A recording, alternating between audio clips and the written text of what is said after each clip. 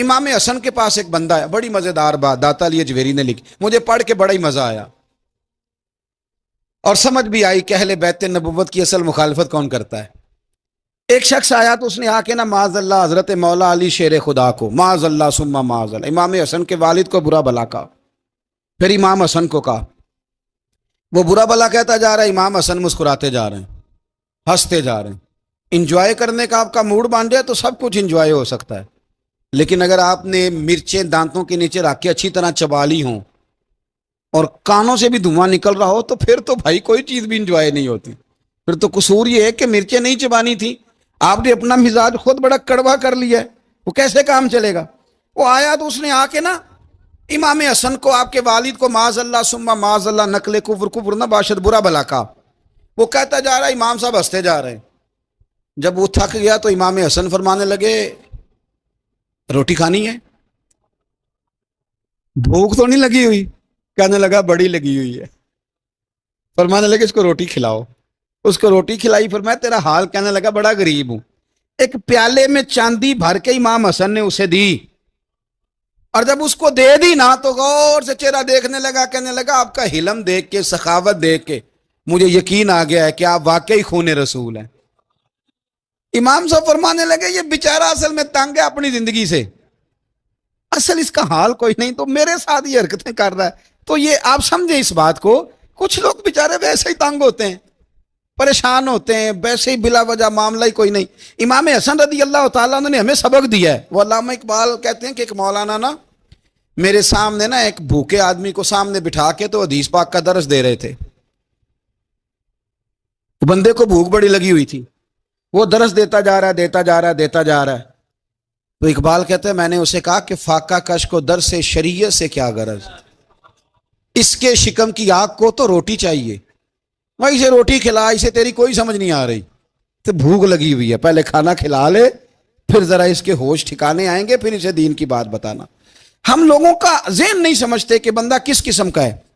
सारे ही सहाबा हया वाले थे, सारे ही इकराम वाले थे, और हुजूर सैयद आलम सल्लल्लाहु अलैहि वसल्लम की प्यारी ज़ौजा हज़रत आयशा सिद्दीक़ा रदी अल्लाह तआला अन्हा फरमाती हैं कि मैं हुजूर के घर में पर्दे के पीछे देख रही थी, नबी करीम आराम फरमाए तो हुजूर की ना तहमत मुबारक पिंडलियों से जरा ऊंची हो गई, पिंडलियों से टखनों तक मर्द का छुपा हुआ हो तो वो जायज़ है, इससे नीचे नंगा नहीं करना चाहिए, ऊपर इससे टखनों से ऊपर, नीचे हो भी जाए तो खैर है। हुजूर की पिंडलियां ना थोड़ी सी चादर हटी हुई थी, पिन्नियां कहते हैं हम पंजाबी में, पिंडलियों से जरा चादर हट गई, हुजूर लेटे रहे, आराम फरमा रहे। फरमाती हैं बाहर दस्तक हुई, हुजूर ने फरमाया कौन है? अर्ज की अबू बकर सिद्दीक या रसूलल्लाह, इजाजत हो तो हाजिर हो जाऊं? हुजूर ने फरमाया आ जाओ। कहते हैं हुजूर लेटे रहे, हज़रत अबू बकर आए, बातचीत होने लगी। थोड़ी देर के बाद फिर दस्तक हुई, कौन है दरवाजे पे? या रसूलल्लाह उमर बिन खत्ताब हूं। फरमाया आ जाओ, आ गए, बातचीत होती रही। थोड़ी देर के बाद उस्मान गनी आए, या रसूलल्लाह आ जाऊं? फरमाया उस्मान जरा ठहर।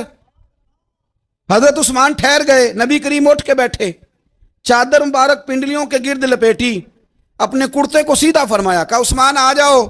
तो उस्मान आए, बातचीत हुई, चले गए। सैयदा कहती है मैंने पूछा या रसूल अल्लाह उस्मान तो बड़ी ठंडी तबीयत का बंदा है, वो तो बड़ा बड़ा मीठा आदमी है हुजूर, कोई जाहो जलाल नहीं, कोई बात नहीं, कोई, वो तो बड़ा प्यारा है। उमर आए तो आप लेटे रहे, अबू बकर आए तो आप लेटे रहे, तो उस्मान? हुजूर फरमाने लगे आयशा उस्मान से तो फरिश्ते भी हया करते, उस्मान से तो फरिश्ते भी हया करते हैं, तो मैं ना हया करूं? आप इस बात को समझे, गौर करें कि अगर उनकी तबीयत इस तरह की है कि वो कहते हैं कि वजूद ज्यादा छुपा हुआ होना चाहिए, तो नबी पाक ने उनकी तबीयत का ख्याल किया है, हुजूर ने उनके मिजाज का। आपको नहीं पता कि अब्बा जी आपके क्या सोचते हैं, क्या चाहते हैं? आपको नहीं पता आपके उस्ताद का मिजाज क्या है? आपको नहीं पता आपके मुर्शद कामिल की तबीयत किस तरह की है? वो किन बातों में राजी होते हैं, किन में नाराज होते, हमें सारा पता होता है, लेकिन हम चाहते ही नहीं सही करना मामलात को। हम अपने अपने वजूद पर थोड़ा सा बोझ डालना ही नहीं चाहते, अपनी तबीयत को थोड़ा सा तकलीफ देना ही नहीं चाहते।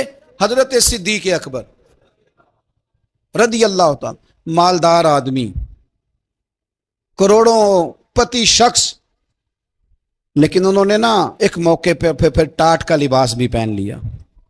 तो किसी ने उनसे कहा अबू बकर ये क्या?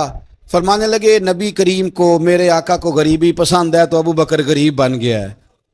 खत्म हो गई। जे सोना ही मेरे दुख विच राजी ते मैं सुख नूं चुल्ले डावां, ठीक हो गई बात। वो जिस हाल में रखे उस हाल में राजी रहना है। ये जो मिजाज है ना हमारा कि मैं ढलना नहीं चाहता, मैं बदलना नहीं चाहता, हम तो गुलाम हैं फिर भी नहीं बदलते।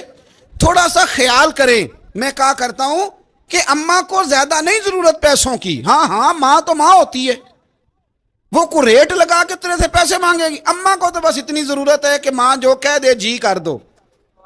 माँ को तो इतनी जरूरत है कि 2 मिनट रात को बैठ जाओ पैरों में, अम्मा ला तेरे पैर दबा दूं, भाई इतना ही काफी है। वो कहेगी ओहो हो मेरा पुत्र बड़ा चंगा। अल्लाह वही इंज दी औलाद सारे नु देवे। ओ भाई ऐसे कर दे। वो तो सवेरे पूरे मोहल्ले को, अब्बा जी को कोई नहीं जरूरत तेरे पैसों की। हाँ हाँ ना, उनको तो जरूरत है। तो कभी कभी तो उनको मोटरसाइकिल पे बिठाए और अब्बा जी मंडी जाना था, मेरा दिल था इकट्ठे चलेंगे, आए जरा प्यार से चलते हैं। कभी उनसे प्यार करे, कभी कहे जरा कंधे ना दबाऊं। ओ यारो इसकी जरूरत है, नहीं जरूरत मुर्शद कामिल को किसी के पैसों की ना। अल्लाह जानता है जो कामिल आदमी होता है उसे जरूरत ही नहीं होती।